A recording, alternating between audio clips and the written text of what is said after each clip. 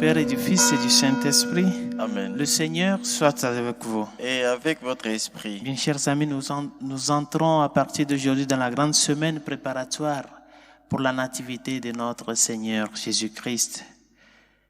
Les jours qui suivent, à partir de ce 17, constituent le dernier virage pour pouvoir préparer le chemin pour la venue du Seigneur. Demandons-lui au cours de cette Eucharistie de nous accorder la grâce de cette vigilance et surtout de nous préoccuper pour les derniers détails qui restent pour pouvoir l'accueillir dans notre cœur. Préparons-nous à la célébration de ce mystère de l'Eucharistie en reconnaissant humblement que nous avons péché. Seigneur Jésus, par ton mystère pascal, tu nous as acquis le salut. Prends pitié de nous. Prends pitié de nous. Ô Christ, tu ne cesses de renouveler au milieu de nous les merveilles de ta passion. Prends pitié de nous. Prends pitié de nous. Seigneur Jésus, par la communion à ton corps, tu nous fais participer au sacrifice pascal. Prends pitié de nous. Prends pitié de nous. Que Dieu Tout-Puissant nous fasse miséricorde, qu'il nous pardonne nos péchés et nous conduise à la vie éternelle. Amen. Prions le Seigneur. Dieu, créateur et rédempteur des hommes, tu as voulu que ton Verbe éternel prenne chair dans le sein de la Vierge. Sois favorable à notre prière, que ton Fils unique qui s'est fait l'un de nous donne part à sa vie divine. Lui qui vit et règne avec toi le Saint-Esprit, maintenant et pour les siècles des siècles. Amen.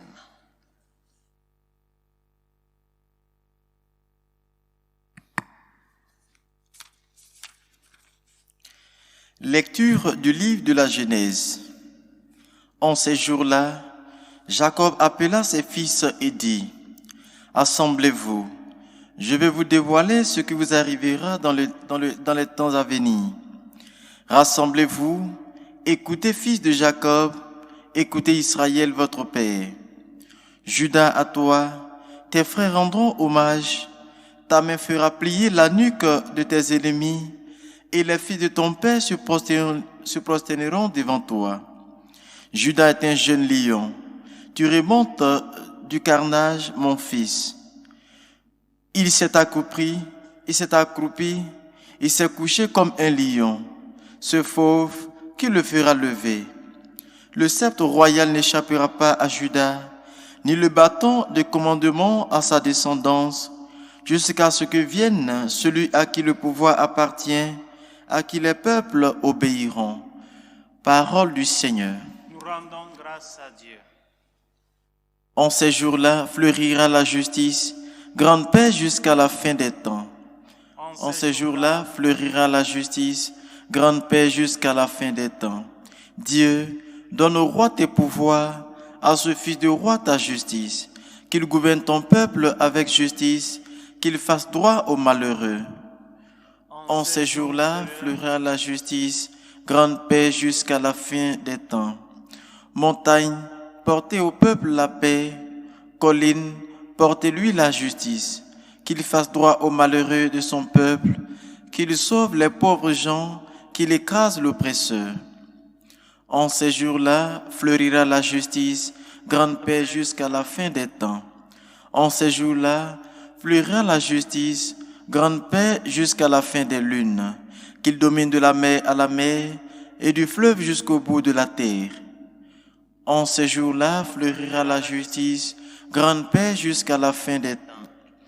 Que son nom dure toujours, sous le soleil, que subsiste son nom. En lui, que soient bénies toutes les familles de la terre, que tous les pays le disent bienheureux. En ces jours-là fleurira la justice, grande paix jusqu'à la fin des temps.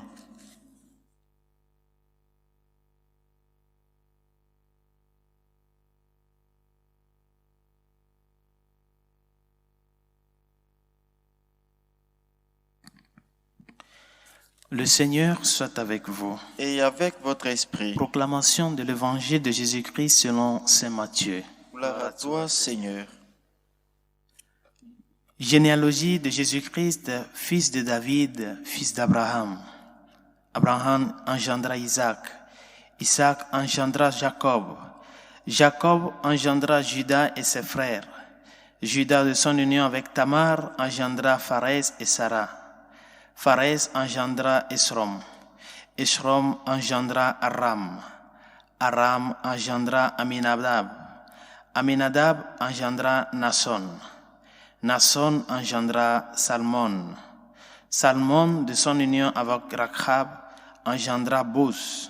Boz, de son union avec Ruth, engendra Jobed.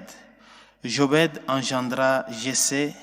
Jessé engendra le roi David. David, de son union avec la femme d'Urias, engendra Salomon. Salomon engendra Roboam. Roboam engendra Abia. Abia engendra Asa. Asa engendra Josaphat. Josaphat engendra Joram. Joram engendra Osias. Osias engendra Joatam. Joatam engendra Akaz. Akaz engendra Ézéchias. Ézéchias engendra Manassé. Manassé engendra Amon. Amon engendra Josias. Josias engendra Jéconias et ses frères à l'époque de l'exil à Babylone. Après l'exil à Babylone, Jéconias engendra Salatiel. Salatiel engendra Zorobabel. Zorobabel engendra Abioud. Abioud engendra Eliakim. Eliakim engendra Assor. Assor engendra Sadok. Sadok engendra Hakim. Hakim engendra Eliud. Eliud engendra Éléazar. Éléazar engendra Matan. Matan engendra Jacob. Jacob engendra Joseph, l'époux de Marie, de laquelle fut engendré Jésus, que l'on appelle Christ. Le nombre total des générations est donc, depuis Abraham jusqu'à David, 14 générations. Depuis David jusqu'à l'exil à Babylone, 14 générations. Depuis l'exil à Babylone jusqu'au Christ, 14 générations. Acclamons la parole de Dieu. Louange à toi, Seigneur Jésus. Il peut paraître un peu anodin, c'est un nom un peu rare que nous relate aujourd'hui l'Évangile. La généalogie de Jésus-Christ que nous présente Saint Matthieu a une particularité. Première des choses, Saint Matthieu veut nous faire savoir que Jésus a une ascendance historique. Le Dieu fait homme n'est pas tombé du ciel. Il a une racine. Il a une origine humaine. Et par conséquent, cette origine humaine doit nous faire savoir que notre Sauveur est venu pour sauver cette humanité qui est tombée, qui est déchue. Il a assumé cela. Les deux grandes particularités que nous relate aujourd'hui cette généalogie, c'est que selon la culture juive, en première des choses, les femmes ne sont pas intégrées dans la généalogie. Dans l'arbre généalogique, on ne mentionne pas les femmes. Non. Matthieu a rompu avec cette habitude, avec cette culture. Il a parlé de 4 femmes dans cette généalogie. Mais encore, le plus pire, c'est que les 4 femmes que mentionne Matthieu dans l'évangile, dans la généalogie de Jésus, ne sont pas des Juifs, ce sont tous des étrangers. Il y a Tamar, il y a Rahab, il y a Ruth et Bethsabée. Et encore de plus, l'histoire de ces 4 femmes est une histoire un peu terrible. Non, ce n'est pas une histoire trop intéressante pour l'arrêter jusque-là. Ceux qui ont le temps, lisez le livre de la Genèse, le livre des rois. Vous allez voir un peu l'histoire de ces 4 femmes. Des étrangères qui n'ont pas une histoire qui honore cette généalogie. On dirait entre guillemets une histoire de péché. Et par conséquent, Jésus a une lignée avec ces 4 femmes-là. Première des choses, le caractère universel du salut que nous apporte le Seigneur Jésus-Christ. Il est venu sauver toute l'humanité. Que tu sois juif ou pas, que tu sois païen ou pas, le Seigneur est venu donner sa vie pour toi. Il est venu relever l'homme et tout homme. Il n'est pas seulement venu pour les juifs, il n'est pas seulement venu pour les bons, il est venu pour tout le monde. Par conséquent, ne considère pas ton histoire comme une histoire que le Seigneur ne peut pas assumer. Il a assumé des histoires plus horribles que ça. Quand vous lisez l'histoire de Rahab, autour de Genèse 37, 38, si je ne me trompe pas, vous verrez l'histoire de Tamar avec Judas. Parce que Jésus est de la tribu de Judas. Non. Il a assumé toutes ces histoires-là. Et ce n'est pour rien que l'évangéliste Matthieu insiste sur ces 4 femmes et insiste sur le caractère historique de l'humanité de Jésus-Christ. Il est vrai homme. Il est le vrai homme qui est venu sauver l'homme. Que rien ne t'épouvante, que rien ne te fait douter cette vérité de notre foi. En seconde position, l'évangile est allé petit à petit déglosser à petits coups et les réalités du gendre. Tel a engendré tel, tel a engendré tel. Tel a engendré tel, tel a engendré tel. La peculiarité est juste au final de la généalogie. L'évangéliste connaissait bien l'origine de Jésus-Christ, sachant bel et bien que Joseph n'est pas le père biologique du Christ, il n'a pas parlé de que Jésus est engendré par Joseph. Et l'évangéliste n'a pas dit cela. Quand il a parlé de l'engendrement de Joseph, il dit Joseph, époux de Marie, de qui va naître Jésus, le Christ. Il n'a pas dit que Joseph a engendré. Et c'est ça une des secondes vérités. Jésus-Christ est venu dans notre humanité. Il a assumé notre chair humaine, cette chair affaiblie, cette chair qui est meurtrie par le péché. Il a assumé à travers cette histoire ignoble, avec des péchés, avec des rechutes. C'est de cette lignée qu'il est venu. Et pourtant, il est Dieu.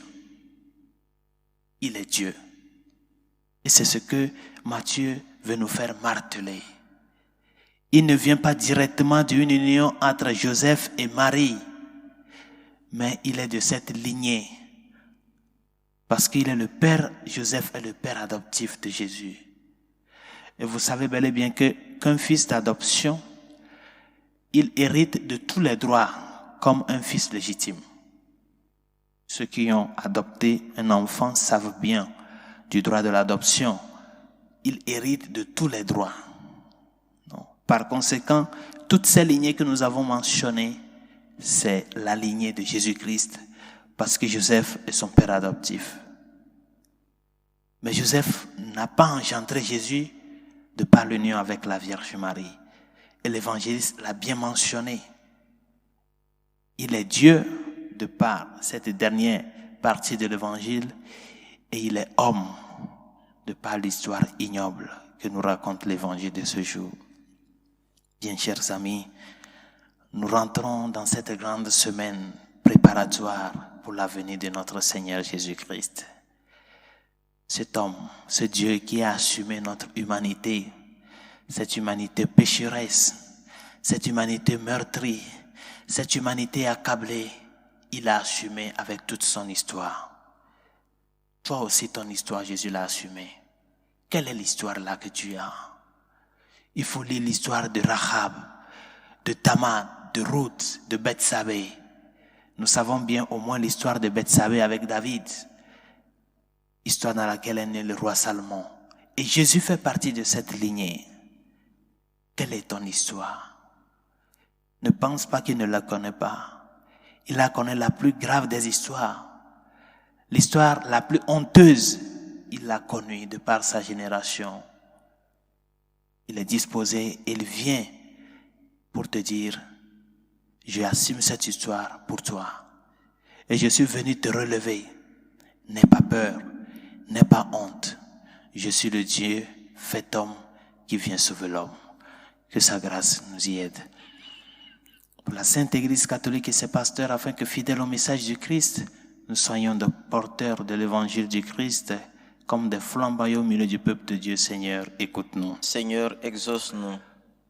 Pour nos gouvernants, ceux qui ont la capacité de légiférer afin que les lois faites soient en faveur de la vie humaine, du bien commun, de la dignité de la personne humaine, Seigneur, écoute-nous. Seigneur, exauce-nous. Pour les malades, ceux qui souffrent dans leur corps et dans leur âme, les enfants dans la pédiatrie, les victimes de l'avortement, les victimes de l'euthanasie, Seigneur, écoute-nous. Seigneur, exauce-nous. Pour toutes celles et ceux qui nous ont demandé de prier pour eux, ceux à qui nous avons promis nos prières de Dieu miséricorde, écoute-nous.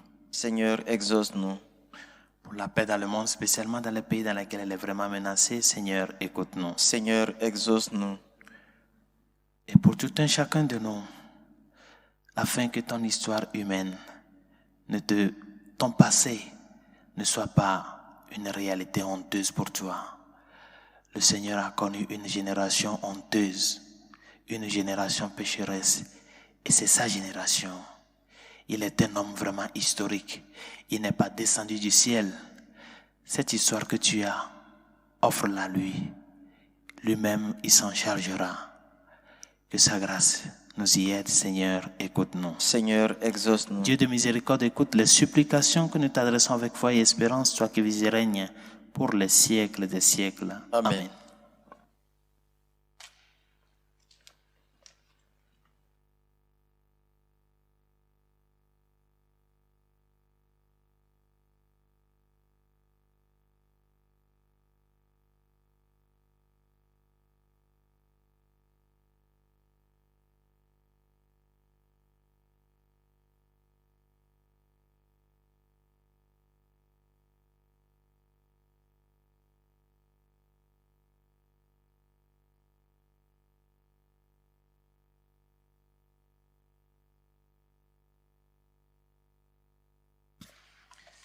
Tu es béni, Seigneur, Dieu de l'univers. Nous avons reçu de ta bonté le pain que nous te présentons. Fruit de la terre et du travail des hommes, il deviendra pour nous le pain de la vie. Béni soit Dieu maintenant et toujours. Tu es béni, Seigneur, Dieu de l'univers. Nous avons reçu de ta bonté le vin que nous te présentons. Fruit de la vigne et du travail des hommes, il deviendra pour nous le vin du royaume éternel. Béni soit Dieu maintenant et toujours.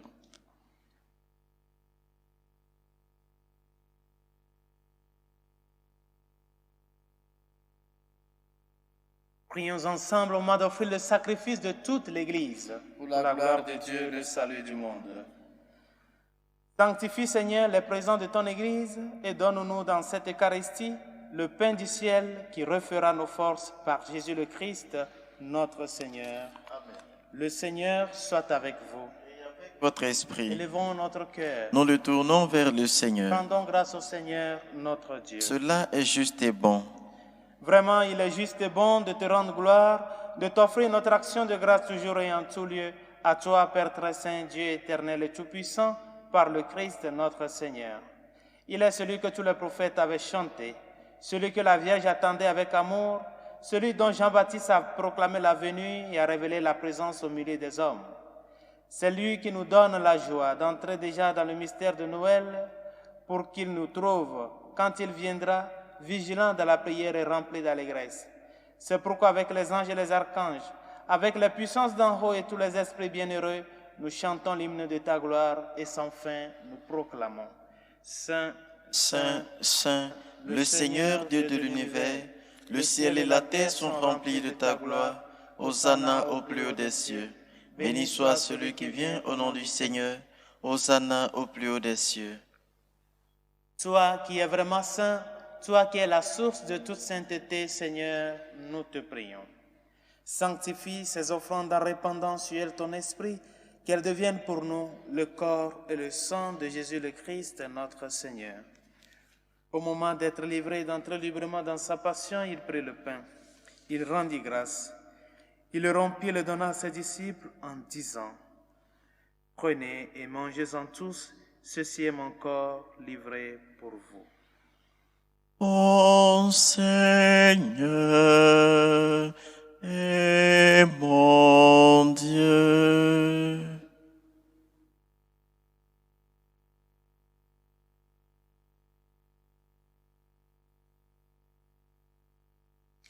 De même, à la fin du repas, il prit la coupe.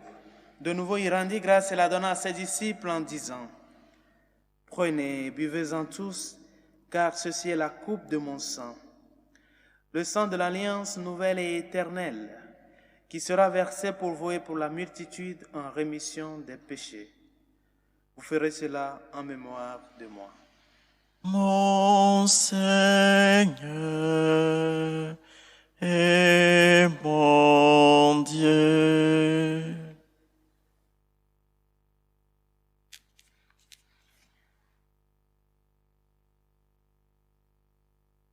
Il est grand le mystère de la foi. Nous annonçons ta mort, Seigneur Jésus.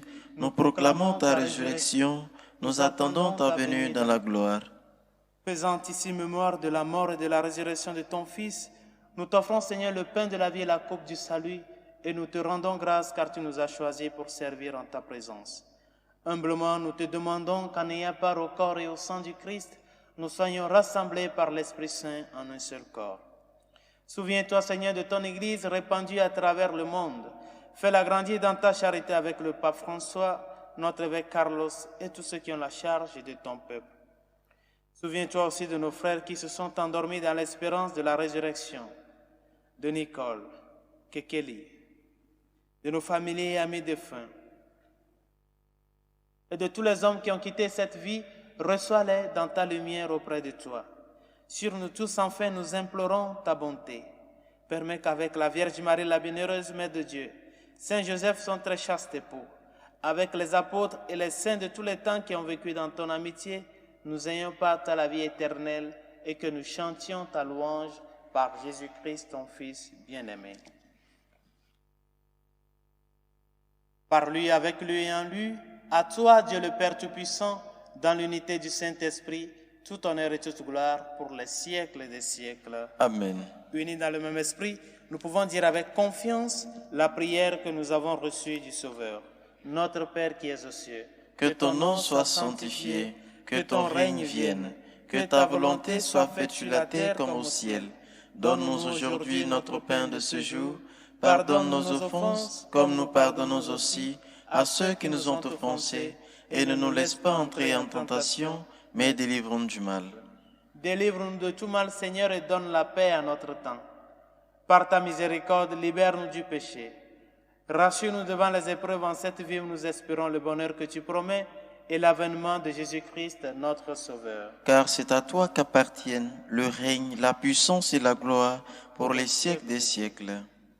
Seigneur Jésus-Christ, tu as dit à tes apôtres, « Je vous laisse la paix, je vous donne ma paix. » Ne regarde pas nos péchés, mais la foi de ton Église.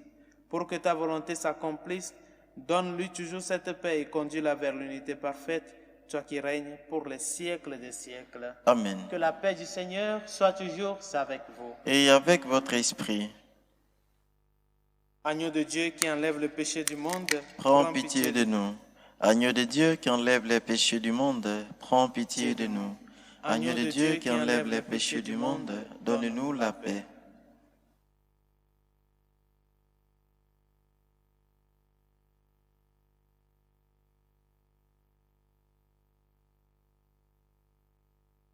Heureux les invités au repas du Seigneur. Voici l'agneau de Dieu qui enlève les péchés du monde. Seigneur, je ne suis pas digne de te recevoir, mais dis seulement une parole, je serai guéri. Le corps et le sang du Christ nous gardent pour la vie éternelle. Amen.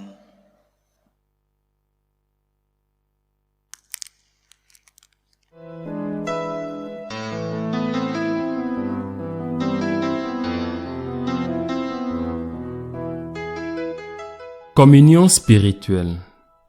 Mon Jésus, je crois en votre présence dans le très saint sacrement. Je vous aime plus que toute chose et je désire que vous veniez dans mon âme. Je ne puis maintenant vous recevoir sacramentellement dans mon cœur. Venez-y au moins spirituellement.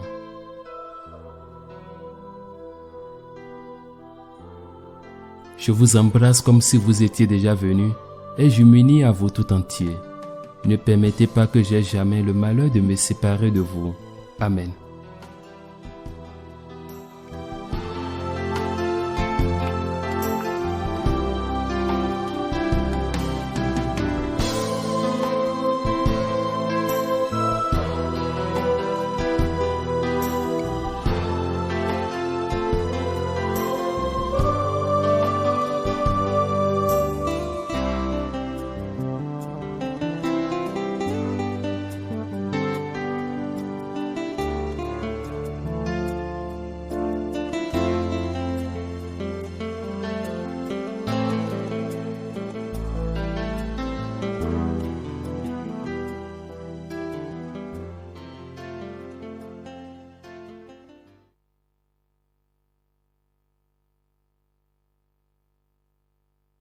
Prions le Seigneur.